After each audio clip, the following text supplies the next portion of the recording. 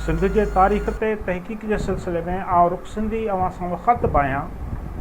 अॼु पाण सिंधियुनि जे पंहिंजे कैलेंडर सिंधू संबत बाबति ॻाल्हि ॿोल कंदासीं।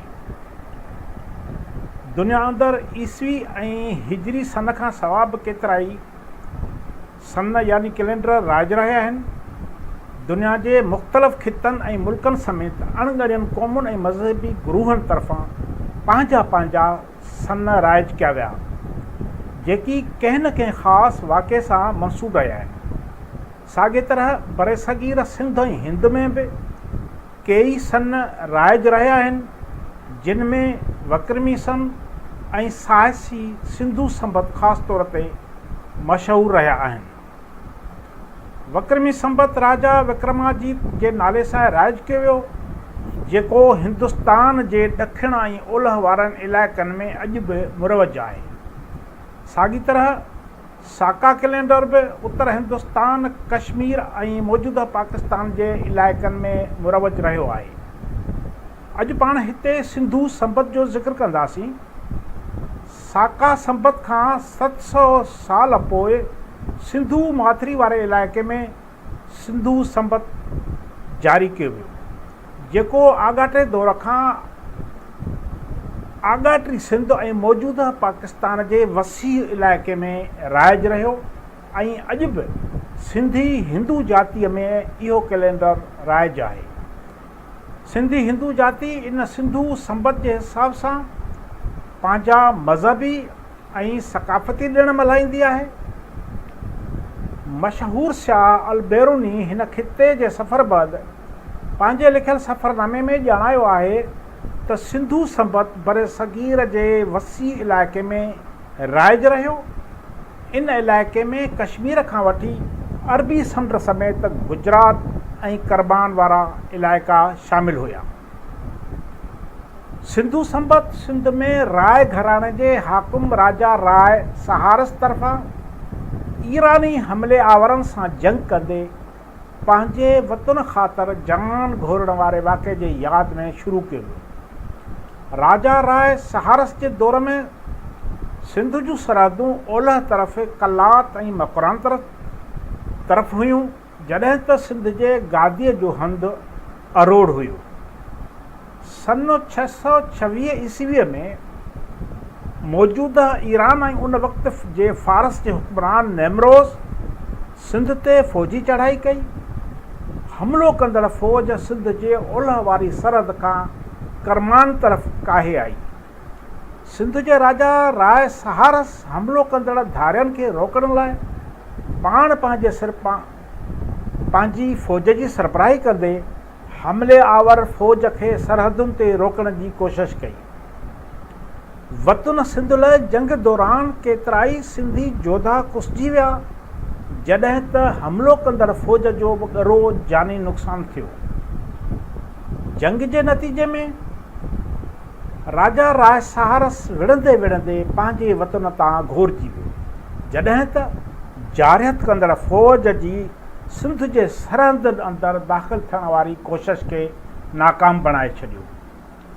सिंधी फ़ौज पंहिंजे राजा जी शहादत बैदि बि बहादुरी सां विढ़ंदी जारिह ईरानी फ़ौज खे शिकस्त ॾेई छॾी। ईरानी बादशाह नेमरोज़ आख़िरकार ॻरे जानी नुक़सान बैदि पंहिंजे वतन वापसि मोटण ते मजबूर थियो। राजा राय सहारस जे वतन तां घोरजी वञण बैदि संदसि पुट राय सहासी सिंध जे हुक्मरानीअ जूं वाॻूं संभाले वरितियूं, जंहिं उन जंग में ईरानी हमले आवरनि जी शिकस्त ऐं सिंधियुनि जी फ़तह जे यादि में सिंधू संबत राइज कयो, जंहिं संदसी नाले सां सहासी सिंधू संबत जे नाले सां मशहूरी बाणे वरिती।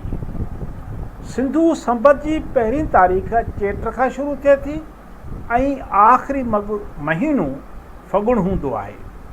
चेट महीने जी पहिरीं तारीख़ ईस्वी सन जे 14 मार्च ते थींदी आहे, सवाइ वाधू साल जे, जंहिंमें वरी पहिरीं तारीख़ 21 मार्च जे बराबरि बीहंदी आहे, जॾहिं त बाक़ी 11 महीननि दौरान ईस्वी ऐं सिंधू संबत जा ॾींहं तक़रीबन साॻिया रहंदा आहिनि। सिंधु संबत में हिकु साल अंदरि 12 महीना थियनि था। पहिरियों महीनो हर आम साल में 30 ॾींहंनि जो ऐं वाधू साल में 31 ॾींहंनि जो थींदो आहे।